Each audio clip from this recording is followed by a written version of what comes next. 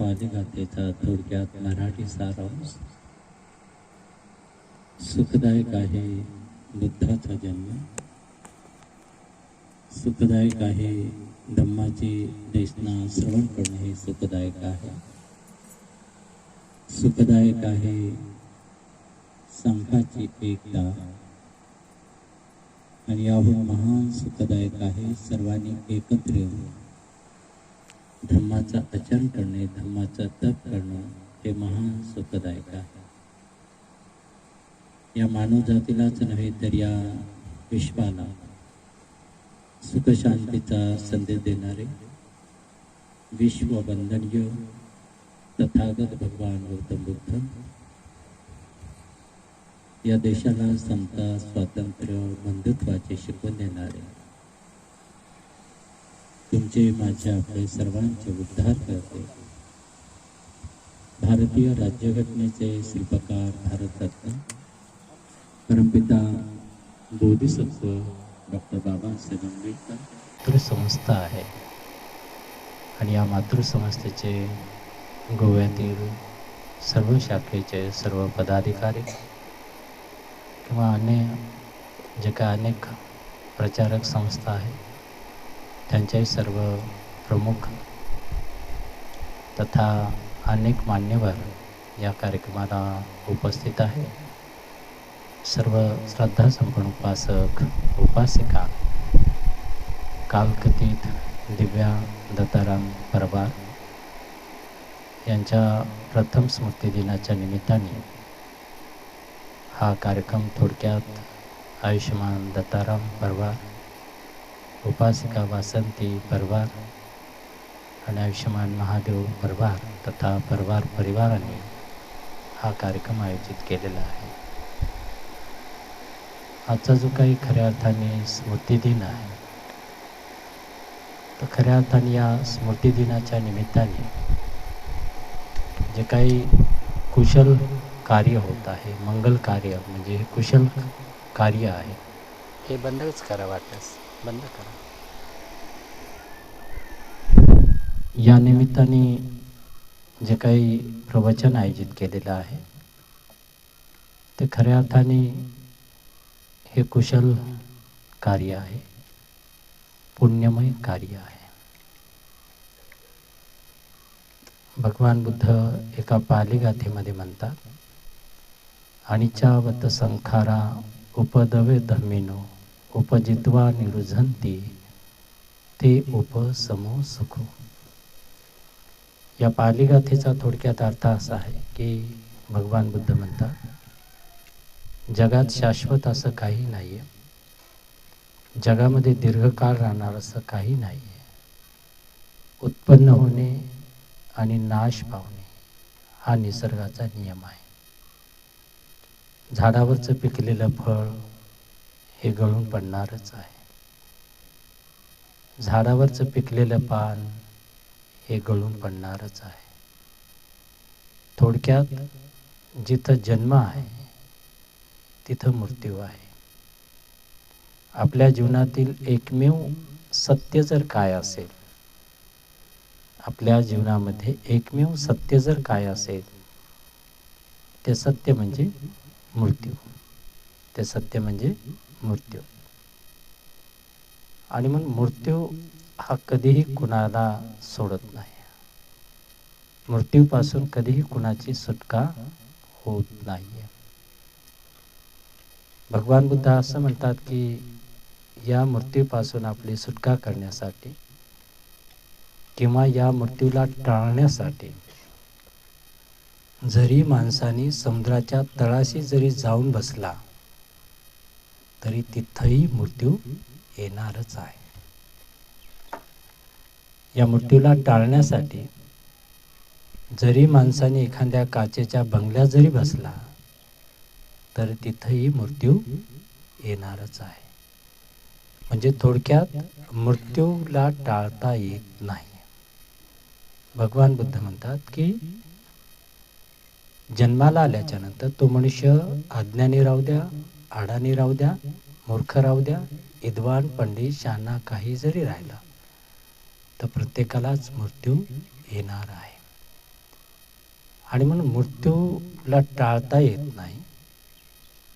तर भगवान बुद्ध असं म्हणतात की जी गोष्ट अनित्य आहे, जी गोष्ट अनित्य आहे, नाशवंत आहे, क्षणभंगूर आहे, त्याबद्दल दुःख करू नये, त्याबद्दल दुःख करू नये.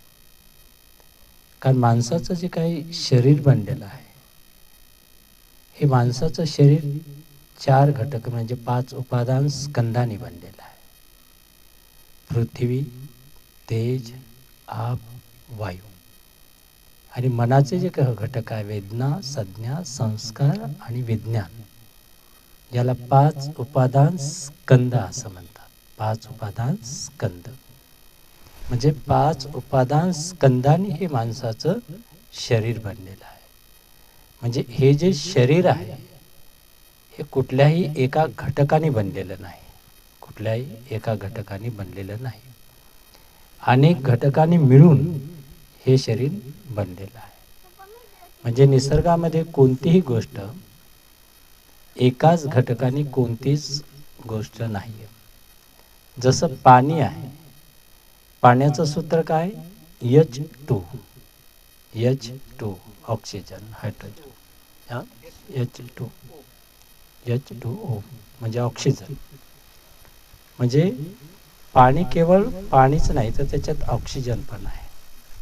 तर अशा प्रकारे माणसाचं जे काही शरीर आहे ते अनेक घटकांनी बनलेलं आहे. अनेक घटकांनी मिळून हे माणसाचं शरीर बनलेलं आहे. थोडक्यात माणसाचं हे शरीर अनेक घटकांनी मिळून बनलेलं आहे.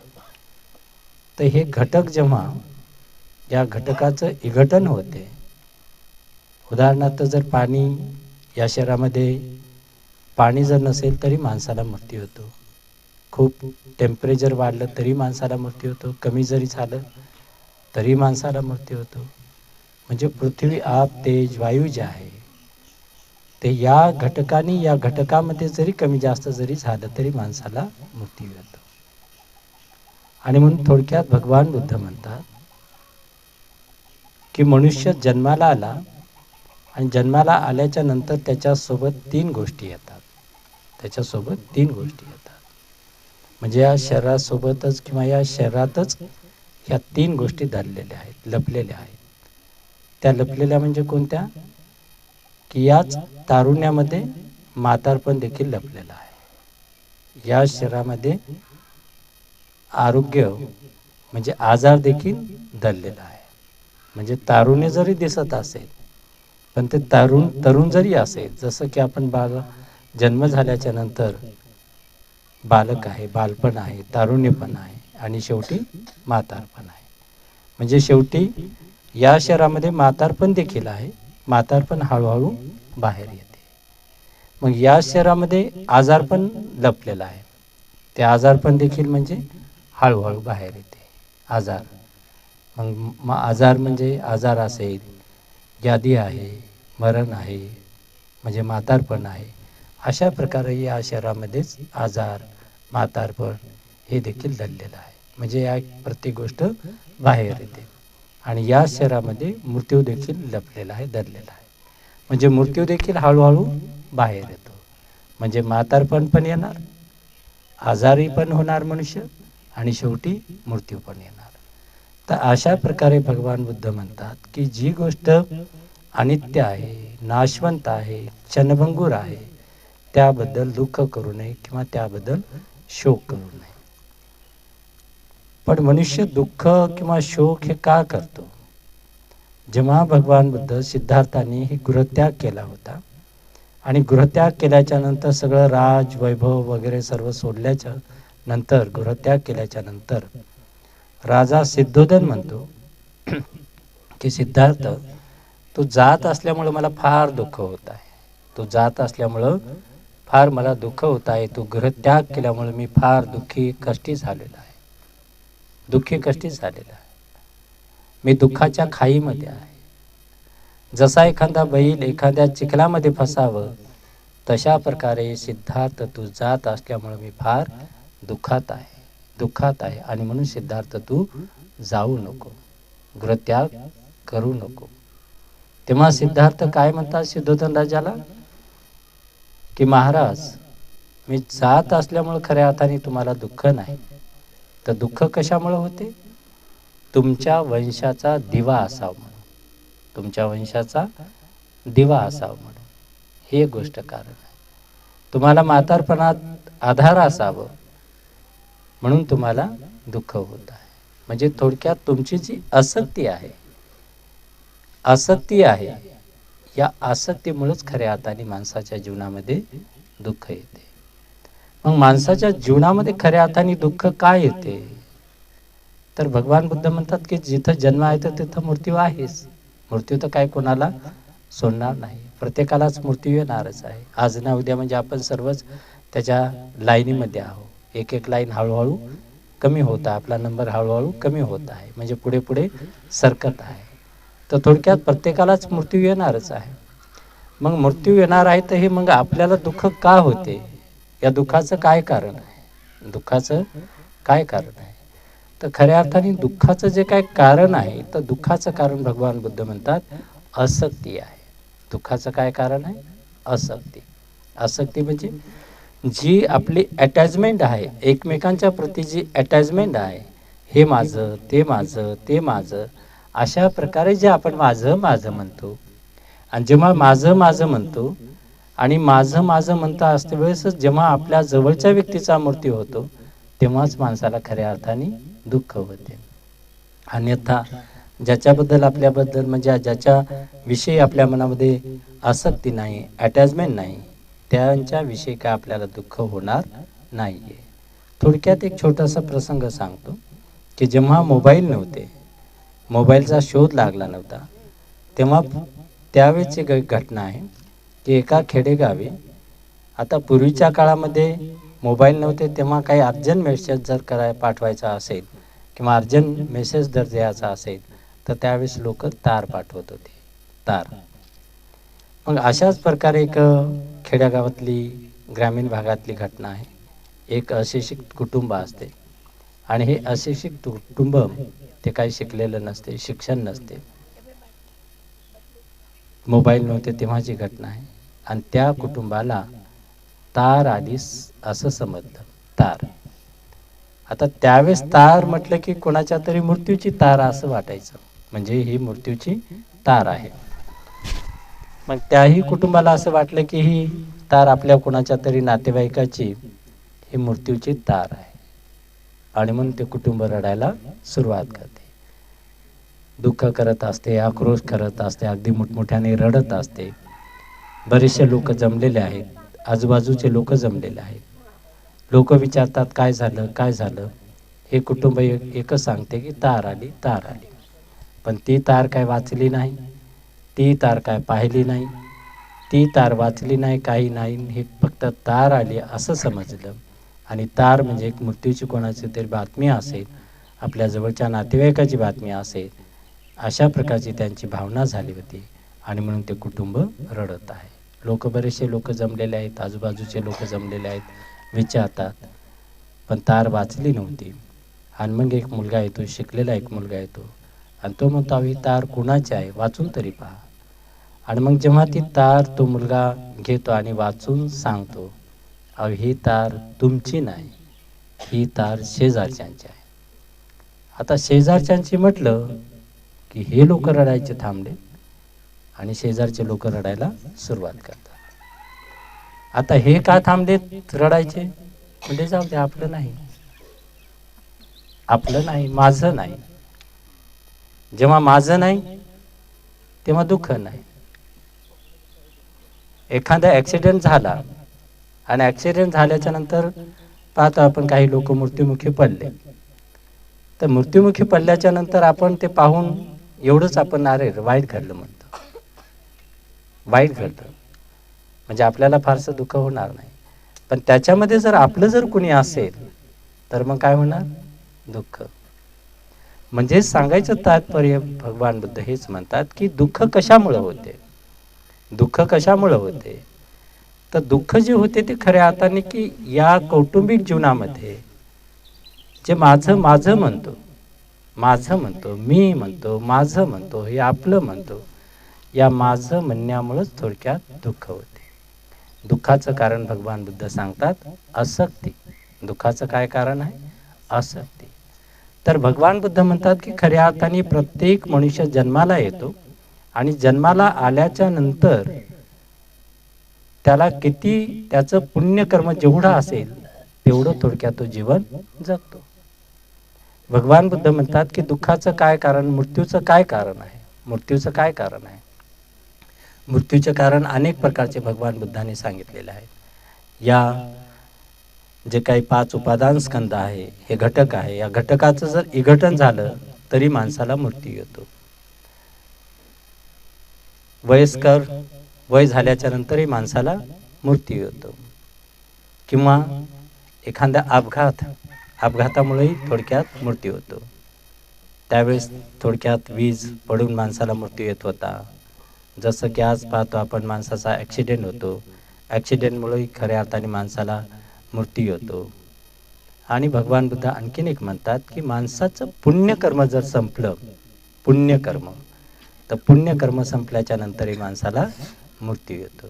किंवा ते जे काही कर्म आहे हे कर्म संपल्याच्या नंतर देखील माणसाला मृत्यू येतो. म्हणजे थोडक्यात मृत्यू जे येण्याचे कारण आहे याचे अनेक कारण आहेत, याचे अनेक कारण आहेत. आणि म्हणून थोडक्यात एकच आहे की माणसाने जन्माला आल्याच्या नंतर प्रत्येकाला मृत्यू येणार आहे, मला देखील मृत्यू येणार आहे, हे जेव्हा आपण अनित्यवाद आपण समजून घेईल तर तेव्हा माणसाला दुःख होणार नाहीये. हे जर कधी चिंतन केलं की मलाही मृत्यू येणार आहे, मला देखील हे सोडून जायचं आहे, मला देखील हे सोडून जावं लागणार आहे, हे म्हातारपण देखील नष्ट होणार आहे, म्हणजे हे तारुण्यपण देखील नष्ट होणार आहे. जीवन काय आहे? परिवर्तनशील आहे. जीवन काय आहे? परिवर्तनशील आहे, म्हणजे बदलणार आहे, सतत सतत परिवर्तन होत आहे. या शहरामध्ये असे कित्येक अनिर्णय आहेत की ते क्षणाक्षणाला निर्माण होतात आणि क्षणाक्षणाला नष्ट देखील होतात. म्हणजे आपल्या शहरामध्ये क्षणाक्षणाला जर पाहिलं तर आपण क्षणाक्षणाला माणसाचा मृत्यू देखील या शहरामध्ये होतो आणि क्षणाक्षणाला म्हणजे मृत्यूच्या जवळजवळ जात असतो. आणि म्हणून हे कसं आहे? परिवर्तनशील आहे, परिवर्तनशील आहे, परिवर्तनशील आहे. पण हे जेव्हा निसर्गाचे नियम जर आपण जेव्हा समजून घेतो आणि निसर्गाचे नियम जर समजून घेतले तर माणसाला दुःख होणार नाहीये. मग आपण पाहतो निसर्गाच्या नियमाच्या विरुद्ध माणूस राहतो. थोडक्यात अधम्म करतो, तो अधम्माचं पालन करतो. धम्म म्हणजे काय? नीतिमत्ताशील सदाचाराचं पालन करणं म्हणजे धम्म. धम्म म्हणजे काय? निसर्गाच्या नियमाचं पालन करणं म्हणजे धम्म. मग उदाहरणार्थ याचं जर उल्लंघन जर केलं तर मग माणसाला दुःख येते. उदाहरणार्थ आपण जर पाहिलं की माणसाचं जर शरीर जर पाहिलं तर बालपण आहे, म्हातारपण आहे, शेवटी मृत्यू आहे. म्हातारपण येणारच आहे. डोक्यावरचे सुंदरसे काळे केस ते पांढरे होणारच आहे. पण जेव्हा माणसाच्या डोक्यावरचे काळे केस ते पांढरे झाले की माणूस ते काय स्वीकारत नाही, त्याला परत काळं करण्याचा प्रयत्न करतो, त्याला परत काळं करण्याचा प्रयत्न करतो. कारण हे निसर्गाचा नियम माणूस स्वीकारत नाही. म्हातारपण झालं तर माणसाला आवडत नाही, म्हणजे स्वीकारत नाही. मग दुःख कशामुळे होते? दुःख जे आहे ते या आसक्तीमुळे होते, या आसक्तीमुळे होते. आणि म्हणून थोडक्यात दुःखाचं काय कारण आहे? तर दुःखाचं कारण आहे थोडक्यात ही तृष्णा. दुःखाचं काय कारण आहे? आसक्ती. आसक्ती मग ती स्वतःच्या रूपाच्या बद्दलची आसक्ती राहू द्या, धना दौलत संपत्तीची आसक्ती राहू द्या, किंवा अनेक प्रकारची जी काही आसक्ती आहे या आसक्तीमुळेच माणसाला दुःख होते. एखाद्या माणसाला पदाची अपेक्षा असते, पद मिळालं नाही तर दुःख. एखाद्या माणसाला सत्काराची अपेक्षा राहते, माझा सत्कार झाला पाहिजे, माझं नाव झालं पाहिजे, माझी प्रसिद्धी झाली पाहिजे, आणि त्याचा सत्कार केला नाही तर तो काय होते? दुःख. म्हणजे दुःख कोण देते? दुःख कोण देते? आणि म्हणून भगवान बुद्ध म्हणतात की दुःख हे कोणी बाहेरचं कोणी देत नाही, तर दुःख देखील तुमच्याच मनामध्ये निर्माण होते. तुमच्या चित्ताची अवस्था आहे. दुःख देखील तुमच्याच मनात निर्माण होते आणि सुख देखील तुमच्याच मनामध्ये आहे. म्हणजे सर्व सुख दुःखाचं उगमस्थान कुठं आहे? ते सर्व सुखदुःखाचं उगमस्थान भगवान बुद्ध तुमच्या मनामध्ये आहे म्हणतात, मनामध्ये आहे म्हणतात। जेव्हा माणसाच्या थोडक्यात मनाच्या विरोधात घटना घडते तेव्हा माणसाला दुःख होते। जेव्हा मनासारखं झालं नाही की माणसाला दुःख होते। आपल्या इच्छा आकांक्षा वाढतच राहतात, त्या इच्छेची पूर्तता जर झाली नाही तर मग काय होते, माणसाला दुःख होते। मग दुःख कोण देते? आपलंच मन देते। सुख कोण देते? तर सुख देखील आपलंच मन देते। आपलं मन जर संतुष्ट असेल, समाधानी असेल, आपल्या मनातला राग द्वेष लोभ नष्ट झाला असेल, तृष्णा नष्ट झाली असेल, विकार नष्ट झाले असेल, तर मग आपल्याला दुःख होणार नाही। आपल्या मनातली आसक्ती जर नष्ट झाली, मीपणा माझंपणा, हे माझं नातेवाईक, अनित्यवाद जर समजून घेतला की हे जीवन आहे तर मृत्यू येणारच आहे, मृत्यू येणारच आहे, हे सर्व काही विघटन होणारच आहे, अशा प्रकारे जेव्हा अनित्यवाद जेव्हा आपण समजून घेतो तेव्हा थोडक्यात आपल्याला दुःख होणार नाही। आणि म्हणून थोडक्यात भगवान बुद्ध म्हणतात की दुःखाचं काय कारण आहे? तर दुःखाचं कारण आहे तृष्णा, दुःखाचं कारण आहे आसक्ती। आणि म्हणून भगवान बुद्ध म्हणतात की दुःख जर दूर जर करायचं असेल, या दुःखातून बाहेर जर पडायचं असेल, तर खऱ्या अर्थाने ही तृष्णा, ही आसक्ती, हे लोभ, हे मोह हे माणसाने सोडले पाहिजे। मग मनुष्याने जन्माला आल्याच्या नंतर खऱ्या अर्थाने की मनुष्य एकटाच जन्माला येतो आणि एकट्यालाच जावं देखील लागते। आणि मग एकटाच येतो तर एकट्याला जावं लागते। तर खऱ्या अर्थाने या कौटुंबिक जीवनामध्ये केवळ त्याला कर्तव्य पार पाडायचे आहेत। त्याला काय करायचं आहे? कर्तव्य पार पाडायचं आहे। कशानेही बंधन म्हणजे बांधून ठेवायचं नाही। भगवान बुद्धांचं एक वाक्य आहे की सर्वात मोठं बंधन का आहे? सर्वात मोठं बंधन आहे ही कौटुंबिक आसक्ती। काय म्हणतात बुद्ध? ही कौटुंबिक आसक्ती, हे बंधन न दिसणार आहे। भगवान बुद्ध म्हणतात की एक वेळ साखळदंडाने बांधलेलं बंधन तुटू शकते, परंतु हे जे बंधन आहे, हे जे की कौटुंबिक आसक्ती आहे किंवा जे काय आसक्तीचं बंधन आहे, हे बंधन मात्र तुटणं कठीण आहे। म्हणजे एक वेळ साखळदंडाचं बंधन तुटल, पण आपण पाहतो की या कौटुंबिक जीवनामध्ये माझं माझं माझं, हे माझं ते माझं, पत्नी माझी, मुलगा माझा, हे माझं ते माझं ते माझं, आयुष्यभर आपण माझं माझं माझंच करतो। आणि या माझं माझं याच्यामुळेच माणसाच्या जीवनामध्ये दुःख येते। आणि म्हणून थोडक्यात भगवान बुद्ध म्हणतात की जीवन हे जर जाणलं, समजून घेतलं की सगळं अनित्य आहे, सर्व परिवर्तनशील आहे, क्षणभंगूर आहे, माणसाला मृत्यू येणारच आहे, हे जर सत्य जर जाणलं, हे सत्य जर समजून घेतलं, तर माणसाच्या जीवनामध्ये दुःख येणार नाही। आणि म्हणून भगवान बुद्ध म्हणतात की हे सत्य जाणण्यासाठी माणसाला धम्माची नितांत गरज आहे। आणि म्हणून भगवान बुद्ध म्हणतात की आपल्या जीवनामध्ये आपण काय केलं पाहिजे? तर भगवान बुद्ध म्हणतात की शीलाचं पालन केलं पाहिजे, पंचशीलाचं पालन केलं पाहिजे। पंचशील जे आहे तर हे पंचशील थोडक्यात कुठल्याही एखादं लग्न लावण्याचा मंत्र नाही किंवा तो केवळ विधी करण्याचा मंत्र नाही, तर खऱ्या अर्थाने पंचशील म्हणजे जीवन जगण्याचा मार्ग आहे, जीवन जगण्याचा मार्ग आहे। आणि म्हणून जर पंचशीलाचं जर पालन केलं तर माणसाचा विकास होतो, माणसाची प्रगती होते, माणसाला समाजामध्ये मान सन्मान प्रतिष्ठा लाभते, त्याच्या बोलण्यावर माणसं विश्वास ठेवतात केवळ पंचशीलाचं पालन केल्यामुळे। आणि जर पंचशीलाचं जर पालन केलं नाही तर त्या माणसावर समाजामध्ये कुठल्याही प्रकारचा विश्वास ठेवत नाही। आणि मग थोडक्यात बौद्ध उपासक कोणाला म्हणायचं? तर बौद्ध उपासक कोणा? जो उपासक खऱ्या अर्थाने ज्याची बुद्ध धम्म संघावर श्रद्धा आहे, ज्याचं परिपूर्ण बुद्ध धम्म संघाला शरणगमन केलेलं आहे, त्यालाच बौद्ध उपासक म्हणतात, त्यालाच बौद्ध उपासक म्हणतात। अन्यथा भगवान बुद्ध डॉक्टर बाबासाहेब आंबेडकर हॉलमध्ये आहे आणि किचनमध्ये वेगळंच आहे। आमच्या बऱ्याचशा महिला कुठं ठेवतात?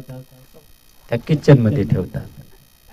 म्हणजे बाहेर दाखवायचं एक आणि आतून एक, तर त्याला खऱ्या अर्थाने बौद्ध उपासक म्हणत नाही।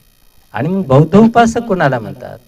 की ज्यांनी परिपूर्ण शरणगमन केलेलं आहे, बुद्ध धम्म संघाला परिपूर्ण शरणगमन केलेलं आहे, ज्याचा परिपूर्ण विश्वास आहे या बुद्ध धम्म संघावर, त्यालाच खऱ्या अर्थाने उपासक म्हणतात। अन्यथा त्याला उपासक म्हणत नाही।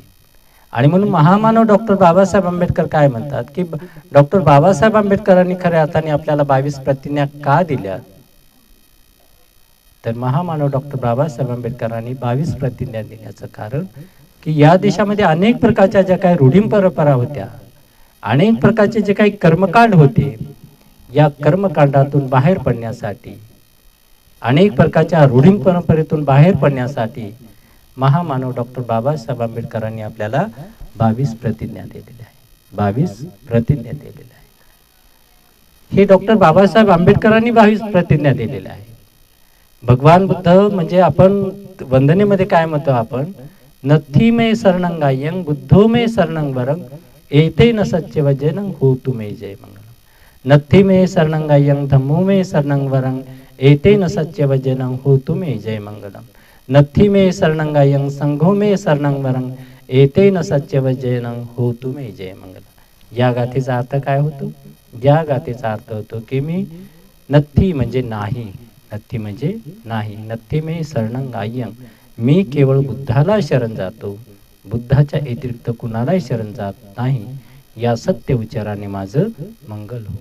मी धम्माला शरण जातो, धम्माच्या व्यतिरिक्त मी कुणालाही शरण जात नाही, या सत्य विचाराने माझं मंगल हो. संघाला मी शरण जातो, या संघाच्याच या शरण गमनाने माझं मंगल हो, अन्य माझं शरणस्थान नाहीये. थोडक्यात बुद्ध धम्म संघ याला शरणगमन करणं, या बुद्ध धम्म संघावर श्रद्धा ठेवणं, बुद्ध धम्म संघाचा आदर्श ठेवणं, त्यालाच खऱ्या अर्थाने बौद्ध उपासक म्हणतात. आणि म्हणून थोडक्यात आपली बौद्ध उपासकांचं काय कर्तव्य आहे, तर आपण बुद्ध धम्म संघ याच 3 रत्नावर आपली श्रद्धा असली पाहिजे. हे मोठ्या कष्टाने, मोठ्या याने खूप मोठ्या परिश्रमातून महामानव डॉक्टर बाबासाहेब आंबेडकरांनी आपल्याला ही बुद्ध धम्म संघ रत्न दिलेले आहेत. आणि म्हणून महामानव डॉक्टर बाबासाहेब आंबेडकरांनी दिलेला धम्म आपण खऱ्या अर्थाने तो अंगीकारला पाहिजे. नंतर जे काही पंचशील आहे, तर पंचशील थोडक्यात आपल्या सर्वांना पाठ आहे, कदाचित चांगलं म्हणता पण येईल. तर खऱ्या अर्थाने पाठ असून केवळ चालणार नाही, पाठांतर करून चालणार नाही, तर ते आपल्या जीवनामध्ये उतरलं पाहिजे, त्याचं आचरण केलं पाहिजे. तर थोडक्यात पंचशील मग काय आहे, तर पंचशील थोडक्यात पानातिपाता वेरमणी सिक्खापदं समादियामि. थोडक्यात त्याचा अर्थ काय, मी प्राणी हिंसा करणार नाही, प्राणी हिंसेपासून अलिप्त राहील. भगवान बुद्धांनी हे पहिलं शील का दिलं, पहिलं शील हे का दिलं, तर भगवंताच्या काळामध्ये ही परंपरा होती की त्यावेळेस अशी परंपरा होती की यज्ञ करत होते, आणि त्या यज्ञामध्ये हजारो प्राण्याचा बळी दिला जात होता, हजारो प्राण्याचा. मग यज्ञ कशासाठी करत होते? राजा म्हणजे राजाला सुख निर्माण होण्यासाठी, प्रजेच्या कल्याणाकरता, पाऊस पडण्यासाठी, किंवा आपल्या जीवनातलं दुःख संकट दूर होण्यासाठी यज्ञ करायचे. तर भगवान बुद्ध म्हणाले की आपल्याला सुख मिळवण्यासाठी दुसऱ्या प्राण्याची आहुती देऊन माणसाला सुख मिळणार नाहीये, कारण सर्व सुख दुःख तोच मनुष्य कारणीभूत आहे. त्या दुःख सुखाचं जे काही उगमस्थान आहे त्या माणसाच्या मनामध्ये आहे. आणि म्हणून थोडक्यात भगवान बुद्ध म्हणाले की दुसऱ्या प्राण्याची आहुती देऊन आपल्या जीवनामध्ये सुख मिळणार नाही.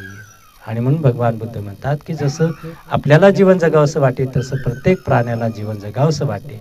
आणि म्हणून भगवान बुद्धांनी पहिलं शील दिलं की पानातिपाता म्हणजे मी प्राण्याची हिंसा, प्राणी हिंसेपासून अलिप्त राहण्याचं, अशा प्रकारचे मी थोडक्यात त्याचं अनुसरण करतो, असं त्याचा थोडक्यात अर्थ होतो. अदिन दाना वेरमणी, थोडक्यात मी चोरी करणार नाही. याचा अर्थ काय आहे, जी गोष्ट माझी नाही ती गोष्ट घेता कामा नये. म्हणजे जी गोष्ट माझी नाही, दुसऱ्याची वस्तू आहे तर ती घेणार नाही. आजकाल आपण पाहतो घरामध्ये, कुटुंबामध्ये, एकाच कुटुंबामध्ये, आणि एकमेकांचे मोबाईल जरी घेतले तरी आज कलह होतात ना. कलह का माझा मोबाईल घेतला, एका अर्थाने ती काय झाली, चोरी झाली. कारण जी वस्तू माझी नाही, माझ्या मालकीची नाही, ती वस्तू घेता कामा नये. म्हणजे दुसऱ्याची वस्तू आहे तर ती एक प्रकारे म्हणजे घेऊ नये. ती प्रकारे म्हणजे कोणती छोटी असो या मोठी असो, चोरी याचा अर्थ असा नाही की म्हणजे मोठमोठे दरोडे टाकणं याला चोरी म्हणत नसतात. चोरीचा अर्थ असा आहे की कोणती वस्तू, जी वस्तू माझी नाही ती वस्तू घेता कामा नये. आणि म्हणून दुसरं शील आहे की मी म्हणजे चोरी करण्यापासून अलिप्त राहील. थोडक्यात मी दान धर्म करेल हे विधायक शील आहे. थोडक्यात कामे समेचारा वेरमणी सिक्खापदं समादयामि, याचा अर्थ आहे की पती पत्नीनं एकमेकांचा विश्वास संपादन करून जीवन जगावं. एकमेकांच्या विषयी प्रेम असावं, आपुलकी असावं, जिव्हाळा असावं, एकमेकांचा चांगला विश्वास असावं, एकमेकांचा आदर करावं, तर ते कौटुंबिक जीवन सुखी बनते. आणि जिथं विश्वासाला तडा जाते ते जीवन सुखी नाही. जिथं अनित्य आहे तिथं ते कुटुंब जीवन सुखी राहू शकत नाही. आणि म्हणून भगवान बुद्ध म्हणतात की पती पत्नीने एकमेकांचा विश्वास संपादन करून राहावं, एकमेकांच्या विश्वासाला तडा देऊ नये. एकमेकांच्या विश्वासाला तडा गेलं तर ते कुटुंब जीवन उद्ध्वस्त होईल. आणि म्हणून भगवान बुद्धांनी सुखी जीवन जगण्यासाठी भगवान बुद्धांनी पती पत्नींना देखील विश्वास संपादन करून जीवन जगलं पाहिजे. हे तिसरं शील आहे. मुसावादा वेरमणी सिक्खापदं समादयामि, थोडक्यात चाडी करणार नाही, चुगली करणार नाही, निंदा करणार नाही, कठोर बोलणार नाही, सत्य बोलावं, माणसं जोडण्याचं बोलावं, मैत्रीचं जोडावं, कुठल्याही प्रकारचं आपल्या तोंडातून म्हणजे आपल्या वाचेद्वारे कुठल्याही प्रकारचं असत्य भाषण करू नये, तर थोडक्यात सत्य भाषण करावं, खरं बोलावं. हे चौथं शील आहे. पाचवं शील सुरामेरे मज्ज प्रमाद ठाणा वेरमणी सिक्खापदं समादयामि, थोडक्यात नशेली पदार्थापासून अलिप्त राहावं. जे काही नशेली पदार्थ आहे, दारू गांजा काय जे का असेल, कुठलाही पदार्थ या शरीरामध्ये टाकायचा नाही. आता बऱ्याच वेळा स्त्रियांना देखील असं वाटते की हे शील पुरुषासाठी आहे, पण कधी कधी मी पाहतो आमच्या पुण्यामध्ये किंवा आजूबाजूला ग्रामीण भागात किंवा बऱ्याच वेळा स्त्रिया देखील ते मिसरी लावतात. मिसरी, आता मिसरी देखील म्हणजे एक तंबाखाचाच प्रकार आहे. जी भगनी लावत असेल ते पहा, त्या भगनीच्या पुढे भांडी द्या, घासत बसेल, म्हणजे नशा राहते. तर थोडक्यात जे पदार्थ आपल्या शरीरात टाकल्याच्या नंतर ज्याने नशा येते असा कुठलाही पदार्थ आपल्या शरीरामध्ये टाकायचा नाही.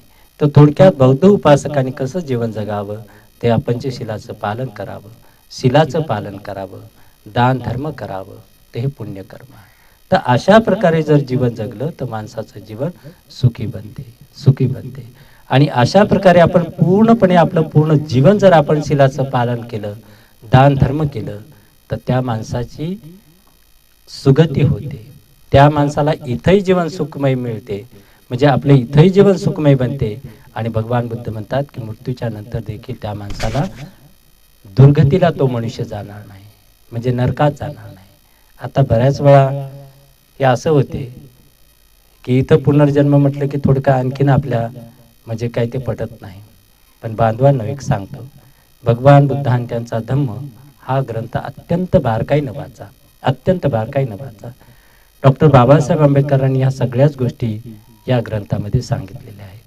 तर थोडक्यात माणसाने इथं शिलाचं पालन करावं, दान धर्म करावं, सर्वांशी मैत्रीनं प्रेमानं वागावं.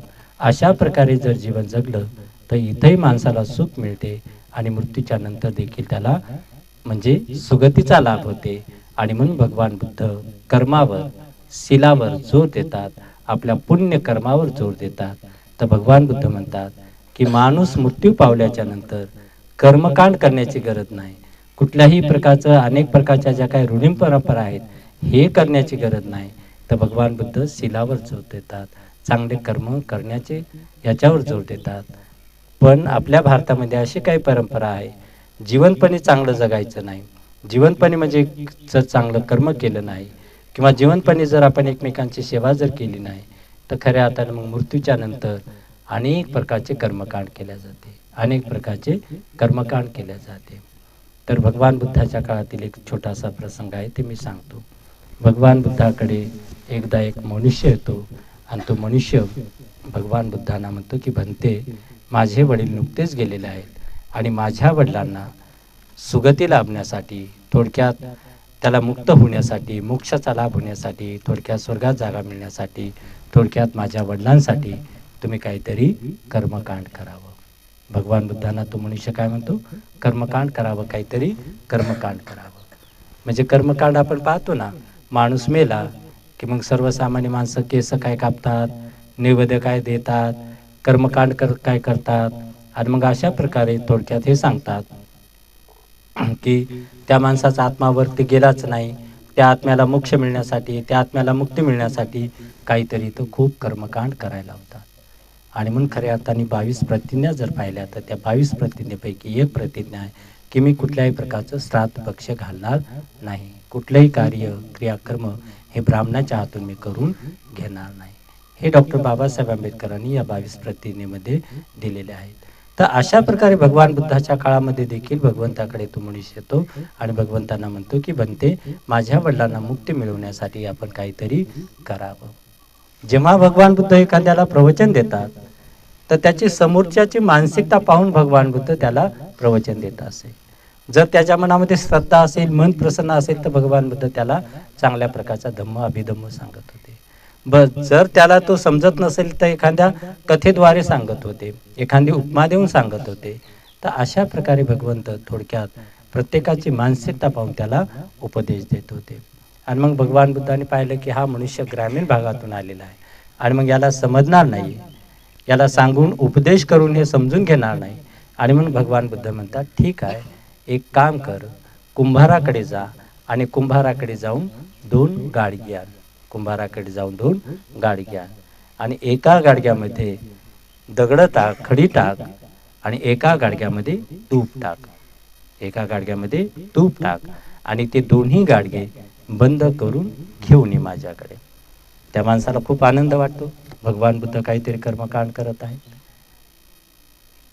भगवंतांनी सांगितल्याप्रमाणे तो लगेच तात्काळ तो कुंभाराकडे जातो आणि तात्काळ कुंभाराकडे जाऊन 2 गाडगी घेऊन भगवंतांनी सांगितल्याप्रमाणे एका गाडग्यामध्ये खडी दगड टाकतो आणि एका गाडग्यामध्ये तूप टाकतो आणि ते दोन्ही गाडगे बंद करून थोडक्यात भगवंताकडे घेऊन येतो. आणि मग भगवंताकडे घेऊन आल्याच्या नंतर भगवंत एका तलावाच्या शेजारी असतात.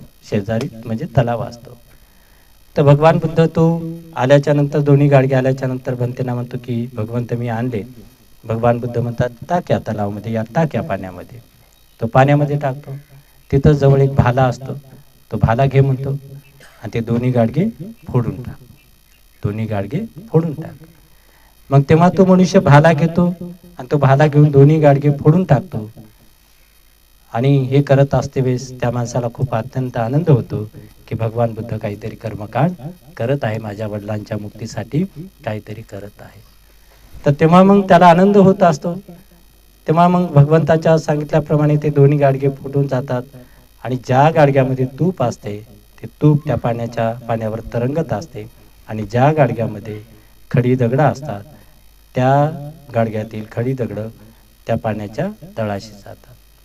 मग भगवान बुद्ध म्हणतात की ठीक आहे, आतापर्यंत मी हे कर्मकांड केलं, आता इथपर्यंत, आता तू पुढचं काम कर, पुढचं काम कर.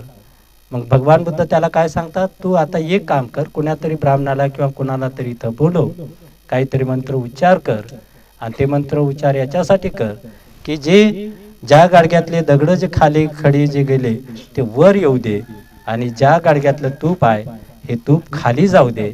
अशा प्रकारे यासाठी तू काहीतरी मंत्र उच्चार कर कुणाला तरी आणि इथं. तेव्हा तो भगवान बुद्धाला म्हणतो की बनते, हे कसं शक्य आहे? कोणी जरी आणलं, ब्राह्मण आणला, काही जरी आणलं, किती जरी इथं मंत्र उच्चार जरी केलं, काही जरी केलं, तर खाली गेलेले दगड त्याच्या जडत्वामुळं, त्यांच्या स्वभावामुळं ते खालीच राहणार आहे, ते काय वरती येणार नाही.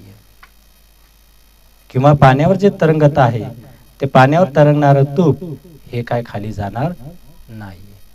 गाडगे महाराज देखील असं म्हणतात, जे काही लोक पूजा वगैरे करतात ना, नाव काय बाहेर आली, काय काय आलं, तर गाडगे महाराज एकदा सांगतात की बाबांनो, तुम्ही एकच काम करा, या पाण्यामध्ये गाडग्यामध्ये एक पैसा टाकलेला आहे, त्याच पैसा म्हणजे तुम्ही काही करायचं, कुठलीही पूजा घाला आणि ते पैसाच वर येऊ द्या, एवढंच करून दाखवा, एवढंच करून दाखवा.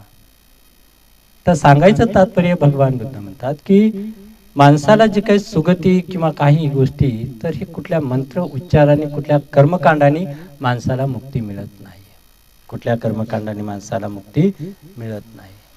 म्हणजे काहीतरी मुक्ती मिळावं म्हणून काहीतरी करत राहणं, हे याने काही मुक्ती मिळत नाहीये.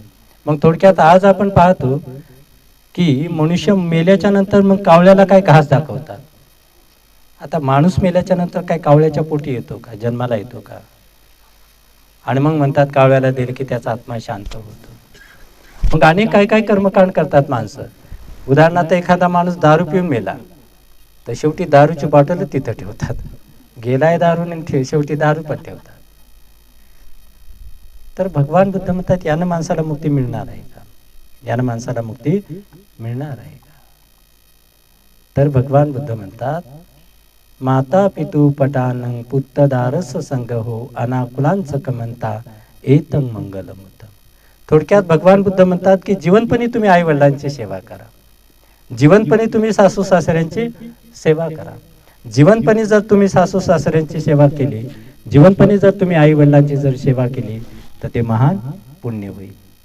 भगवान बुद्ध एका ठिकाणी असं म्हणतात की आई वडिलांचे एवढे उपकार आहेत, एवढे उपकार आहेत, अनंत उपकार आहेत. त्या उपकारांची परतफेड करण्यासाठी तुम्ही तुमच्या माता पित्यांना जरी आपल्या खांद्यावर बसवलं आणि खांद्यावर बसून त्यांची सेवा जरी केली, त्यांचं मूलमूत्र जरी आपण साफ केलं किंवा आपण सेवा केली, किती जरी वर्ष केली तरी त्या सेवेतून, त्या आईवडिलाच्या ऋणातून तुम्ही मुक्त होऊ शकत नाहीये. आणि म्हणून थोडक्यात की भगवान बुद्धांनी खऱ्या अर्थाने जीवनपणीची सेवा करा त्याला महत्त्व दिलेलं आहे. आणि थोडक्यात भगवान बुद्धांनी सांगितलेलं आहे की माणसाला मुक्ती किंवा माणसाला जी सुगती आहे तर ही सुगती कुठल्या कर्मकांडाने लाभणार नाही. तर सुगती भगवान बुद्ध म्हणतात की कालकथित जी व्यक्ती झालेला आहे तर त्या कालकथित व्यक्तीच्या नावाने खऱ्या अर्थाने पुण्यकर्म केलं पाहिजे. काय केलं पाहिजे? पुण्यकर्म. आणि म्हणून बौद्ध राष्ट्रामध्ये काय परंपरा आहे तर आज थायलंड असेल, श्रीलंका असेल किंवा अनेक बौद्ध राष्ट्रांमध्ये आज आपण पाहतो थायलंड, जपान किंवा या सगळ्याच राष्ट्रांमध्ये बौद्ध धर्म का वाढतो आणि आमच्या इकडे का बौद्ध धर्म वाढत नाही? तर त्यांची जी श्रद्धा आहे बुद्ध धर्म संघावर ती खूप मोठी श्रद्धा आहे. थायलंडमध्ये, श्रीलंकेमध्ये भिक्षू सकाळी 6 वाजता जरी गेला तरी त्यांना भिक्षाटन मिळते, म्हणजे भिक्षा मिळते त्यांना 6 वाजता. आणि आमच्याकडे कधी भंतेना भोजन देणार? आमच्याकडे कुठला कार्यक्रम असेल तरच भंतेना भोजन देणार, म्हणजे कुठल्या तरी प्रसंगात देणार. प्रसंगाच्या व्यतिरिक्त आम्हाला भिक्षूंची आठवण येणार नाहीये. आणि म्हणून खऱ्या अर्थाने जे काही पुण्यकर्म म्हणतो आपण तर कालकथित व्यक्तीच्या नावाने खऱ्या अर्थाने पुण्यकर्म केलं पाहिजे. म्हणजे कालकथित व्यक्तीच्या नावाने भिक्खू संघाला भोजनदान दिलं पाहिजे, हे पुण्यकर्म आहे. कालकथित व्यक्तीच्या नावाने भंतेंना चिवरदान केलं, औषधीचं दान देणं हे पुण्यकर्म आहे. थोडक्यात सत्कर्म करावं. काय करावं? सत्कर्म करावं, कुशल कर्म करावं. कालकथित व्यक्तीच्या नावानं आता आक्रोश करून किती जरी आक्रोश केला तर कालकथित व्यक्ती झालेला तो काय आपल्याला परत भेटणार नाही. परंतु त्या कालकथित व्यक्तीच्या नावाने जे काही पुण्यकर्म करतो ते पुण्यकर्म आपण अधिक चांगलं करणं, कुशल कर्म करणं आणि कुशल कर्म करून जे कालकथित व्यक्ती झालेले त्यांना अर्पण करणे म्हणजे त्यांना सुगतीचा लाभ आहे. तर खऱ्या अर्थाने हे जे काय आपण पाणी टाकतो, वरून टाकतो पाणी, हे पाणी वरून टाकल्याच्या नंतर कुठं जाते? खाली वाहत जाते. तर त्याचं ते प्रतीक आहे की इथं आम्ही जे काही सत्कर्म करतो, आम्ही दान कर्म करतो, तर हे पुण्यकर्म कालकथित व्यक्तीच्या नावाने अर्पण करून त्यांना सुगतीचा लाभ व्हावं, अशा प्रकारचा त्याचा थोडक्यात अर्थ आहे. आज जे तुम्ही पुण्याहून मला भंतेना बोलवलं म्हणजे ही खूप मोठी श्रद्धा आहे. पुण्याहून भंतेना बोलवणं, काहीतरी आपल्याला धम्माचा उपदेश व्हावं, ही जी काही भावना तुमच्या मनामध्ये आली, ही जी काही बुद्ध धम्म संघाच्या बाबतीतली ही श्रद्धा उत्पन्न झाली तर हे पुण्यकर्म आहे. हे काय आहे? कुशल कर्म आहे. आणि म्हणून आज कालकथित दिव्या दत्ताराम परवार यांच्या प्रथम स्मृती दिनाच्या निमित्ताने हे जे काय आपण कुशल कर्म करत आहोत, पुण्यकर्म करत आहोत आणि पुण्यकर्म त्यांना अर्पण करून दिव्याला सुगतीचा लाभ हो असा त्याचा अर्थ आहे. आणि आपलंही पुण्यकर्म व्हावं, आपलंही परिवार जे कुटुंबीय आहे आपल्याही कुटुंबाचं पुण्यकर्म व्हावं. धम्माचा उपदेश खऱ्या अर्थाने श्रवण करणं हे पुण्यकर्म आहे. भगवान बुद्ध एक गाथा म्हणतात, सब्बदानं धम्मदानं चिनाती, म्हणजे सर्व दानात दान सर्वश्रेष्ठ काय? तर दान देणं म्हणजे ही आर्थिक रूपाने दान देणं त्याला दान म्हटलेलं नाही. खऱ्या अर्थाने धम्माचं दान देणे म्हणजे धम्माचा उपदेश करणं, धम्माचा प्रचार प्रसार करणं धम्मवाणी ऐकणं, धम्मवाणी देणं हे सर्वात मोठं दान आहे. धम्माचं दान देणं हे सर्वात मोठं दान आहे. आणि म्हणून खऱ्या अर्थाने आज कालकातील दिव्यांच्या यांच्या प्रथम स्मृतीच्या दिनाच्या निमित्ताने हे जे काही पुण्यकर्म आहे ते खूप मोठं पुण्यकर्म आहे. हे खऱ्या अर्थाने पुण्य अर्पण करून त्यांना सुगतीचा लाभ हो. आणि आज जो काही कार्यक्रम आयोजित केलेला आहे हे खरोखरच पुण्यकर्म आहे. आणि आज आपण सर्वजण एकत्रित आलात. आपण सर्वांनी ही धम्मवाणी श्रवण केली, धम्मप्रवचन श्रवण केलं. आपण देखील सर्वांनी पुण्यकर्म केलेलं आहे. पुण्यकर्मात आपण सहभाग घ्या. आणि मग अशा प्रकारचं सत्कर्म केलं पाहिजे. मग त्याच अनुषंगाने भिक्खू संघाला भोजन दान देणे, चिवदान देणे किंवा आर्थिक रूपाने दान देणं हे आपलं पुण्यकर्म आहे. तर अशा प्रकारे हे सत्कर्म केलं पाहिजे, पुण्यकर्म केलं पाहिजे. आणि म्हणून दुःख आक्रोश न करता खऱ्या अर्थाने मनुष्य हे शरीर नष्ट होते, परंतु माणसाची काय स्मृती, माणसाचं जे काय कार्य आहे ते कार्य खऱ्या अर्थाने विचार हे माणसाचे मरत नाहीत. त्या विचाराला जर आपण उजळून देत राहिलं तर ते विचार जिवंत राहतात. आणि म्हणून खऱ्या अर्थाने कालकातील दिव्या यांच्या बाबतीत बोलायचं झालं तर आपण जे काय बोललात की अत्यंत ती धार्मिक होती. आईवडिलांना सत्कर्म करण्यासाठी, पुण्यकर्म करण्यासाठी, धम्माचा प्रचार प्रसार करण्यासाठी ती पाठवत होती. जा, घरचं मी सांभाळतो किंवा घरचं जे काही काम असेल ते मी करते. तर अशा प्रकारचं खऱ्या अर्थाने इनडायरेक्टली आपण सपोर्ट करणं हे देखील पुण्यकर्म आहे. आणि म्हणून त्या अल्पावधीमध्ये देखील दिव्याने खूप मोठं पुण्यकर्म केलेलं आहे. आणि आज तिच्या या प्रथम स्मृती दिनाच्या निमित्ताने हा कार्यक्रम संपन्न होत आहे. हे देखील पुण्यकर्म आहे. तेव्हा आजच्या प्रसंगी अधिक न बोलता आजच्या प्रसंगी एवढा शुभ संदेश देऊन आपल्या सर्वांचं मंगल हो, सर्वांचं कल्याण हो, सर्वांना सुख समाधान शांतता लाभो, सर्वांना आपल्या आरोग्याचा लाभ हो, अशा प्रकारची मंगल कामना व्यक्त करून भगवंताच्या मुखातून निघालेल्या आशीर्वाद गाथा मी आपणा सर्वांना प्रदान करतो. आपण हात जोडायचे आहेत. सबीतियो इव जंतु सबरोगो विनाशतु माते भवन्तन्तरायो सुखी दीर्घायिको भव. इचितं पचितं तुयं क्षिप्पमेव समीजतु सब्बे पुरन्तु चित्तसङ्कप्पा चन्दोपनरसो यथा. अभिवादनशीलस्य नीचं बद्धापचायिनो चत्तारो धम्मा वर्धन्ते आयुवन्नो सुखं वदन्ति. भवतु सर्वमङ्गलं रक्षन्तु सर्वदेवता सर्वबुद्धानुभावेन सदा सुखी भवन्तु ते. भवतु सर्वमङ्गलं रक्षन्तु सर्वदेवता सर्वधर्मानुभावेन सदा सुखी भवन्तु ते. भवतु सर्वमङ्गलं रक्षन्तु सर्वदेवता सर्वसंघानुभावेन सदा सुखी भवन्तु ते. मन साधु साधु साधु. करा वंदन. बुद्धं नमामि, धम्मं नमामि, संघं नमामि,